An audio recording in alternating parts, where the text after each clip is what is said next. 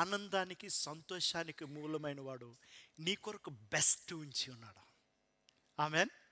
ఆ పెళ్ళిలో ఆ బెస్ట్ ఎప్పుడు చూసారంటే దేవుడు ఎప్పుడైతే ఇంటర్ఫేర్ అయ్యాడో they saw the best of the best.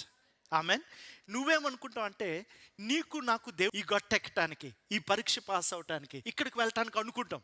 అందుకే కాదు దేవుడు, అందుకు వస్తే దేవునికి స్తోత్రం, అది నీకు చేస్తాడేమో.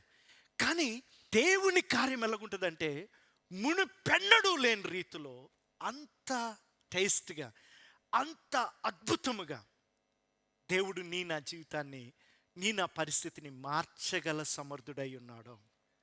ఆమెన్. అందుకే మరియా ఎవరి దగ్గరికి వెళ్ళిందంటే ఆ చుట్టుపక్కల ఎవరైనా త్వరగా తీసుకురావటానికి వారి దగ్గరికి వెళ్ళదు.